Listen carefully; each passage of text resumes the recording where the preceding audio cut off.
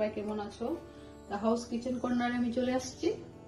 আজকে রেসিপিটা হচ্ছে ঢেঁকি শাক দিয়ে চিংড়ি মাছ। দেখুন শাকগুলো এভাবে হয়। ঢেঁকি শাক তো সবাই চেনে, কারণ অনেকে কলকাতার লোকরা পায় না, কিন্তু ঢেঁকি শাকটা আমাদের আসামে খুব প্রচুর হয়। ঢেঁকি শাক বলুন, কোয়াশ বলুন, ওরা কিন্তু পায় না কলকাতার লোকরা। তাই দেখুন ঢেঁকি শাক দিয়ে এটাকে এইভাবে করে কেটে নিয়েছি। কাঁচা লঙ্কা লাগছে, আর চিংড়ি মাছ লাগছে, আর নারকেল পেস্ট করে নিয়েছি, কাঁচা লঙ্কা লাগবে, আর কালো জিরা লাগবে। এটা দিয়ে আমি আজকে ঢেঁকি শাকের একটা চিংড়ি মাছ দিয়ে রেসিপি করবো। তাহলে দেখুন রেসিপি কেমন হচ্ছে বলুন, কমেন্ট লাইক করে। তাহলে আমার রেসিপিগুলো কেমন হচ্ছে, ভালো লাগলে অবশ্যই লাইক কমেন্ট করবেন, সাবস্ক্রাইব করে দেবেন একটা প্লিজ। তাহলে আমি আমার রেসিপিটা শুরু করছি। কড়াই বসিয়েছি, বসিয়ে রাখছি। এখন আমি চিংড়ি মাছগুলোকে ফ্রাই করবো। আগে সরষের তেল দিচ্ছি, সরষের তেল দিয়ে ফ্রাই করব।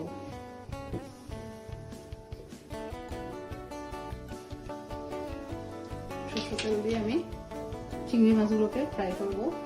তো চিংড়ি মাছগুলোকে একটু নুন আর একটু হলদি দিয়ে ফ্রাই করে নেব। দেখুন এভাবে চিংড়ি মাছগুলোকে ম্যারিনেট করে নিচ্ছি নুন আর হলদি দিয়ে। আমার তেল গরম হয়ে গেছে। আমি আর এখানে অন্য কিছু এমন মশলা করবো না, একটু ভাজা মশলা লাস্টে দেবো। কারণ চিংড়ি মাছের ইলিশ মাছে বেশি মশলা দিলে নিজস্ব ইলিশ মাছ আর চিংড়ি মাছের গন্ধটা তো ভীষণ সুন্দর। ওই বেশি মশলা পড়ে গেলে মাছের গন্ধটাই চলে যাবে, আর তখন আর ভালো লাগে না টেস্টটা। তাহলে চিংড়ি মাছগুলো এভাবে আমি ফ্রাই করে নিচ্ছি।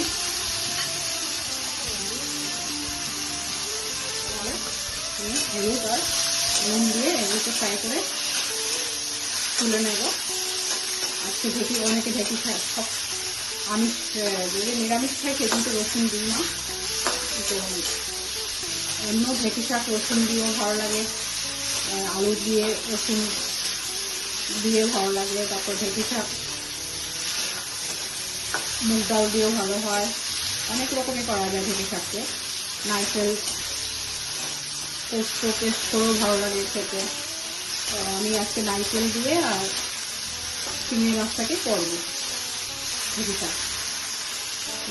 চিংড়ি মাছ আর নারকেল দিয়ে ঢেঁকি শাককে রেসিপিটা করবো। দেখুন আপনারা দেখতে থাকুন, তাহলে ফুল ভিডিও দেখলেই বুঝতে পারবেন। আর কেমন হচ্ছে আমাকে অবশ্যই জানাবেন।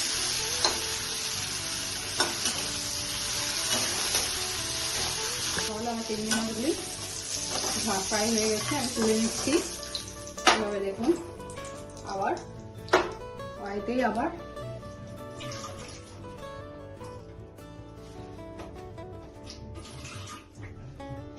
সরষের তেল দিয়ে দিচ্ছি।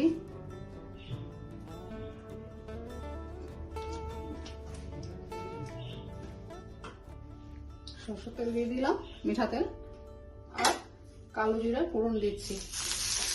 দেখুন কালো জিরা ফোড়ন দিচ্ছি। কালো জিরার একটা স্যান্ড সুন্দর, কালো জিরা দিলাম।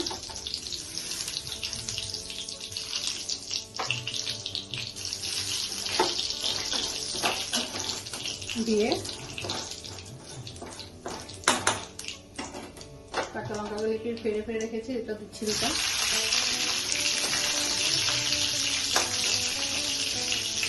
দিয়ে এখন আমি নারকেল পেস্টটা দিয়ে দিচ্ছি।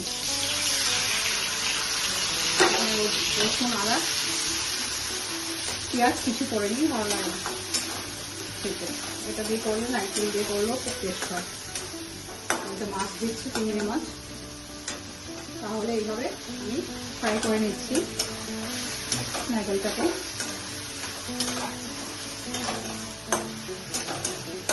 দেখুন নুনটা বুঝে দেবেন, আর মাছ ফ্রাই করার সময় দিয়েছিলাম, আর শাক তো মজে যায়। ধনিয়ার গুঁড়া দিচ্ছি, একটু জিরার গুঁড়া দিচ্ছি, আর একটু নুন দিচ্ছি, সরি হলদি দিচ্ছি। নুন তো দিয়েছি, একটু চিনি দেবো, তো বুঝিয়ে দেবেন। নুনটা বেশি হয়ে গেলে ভালো লাগবে না, শাকের টেস্টটা নষ্ট হয়ে যাবে। চিনি দেবো আমি।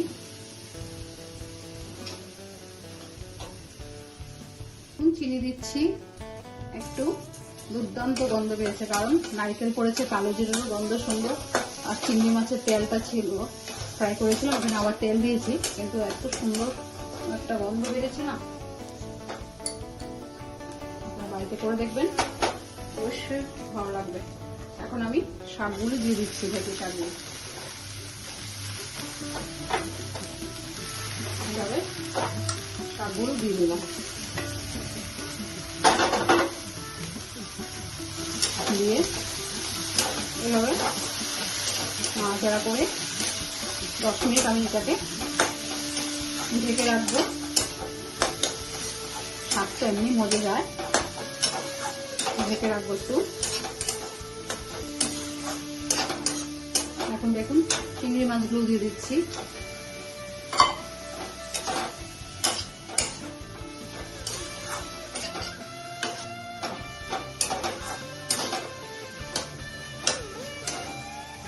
দুর্দান্ত একটা গন্ধ বেরোচ্ছে। অবশ্যই আপনারা বাড়িতে করবেন, করে আমাকে জানাবেন। 10-15 মিনিট আমি এটা একটু ঢেকে রাখবো।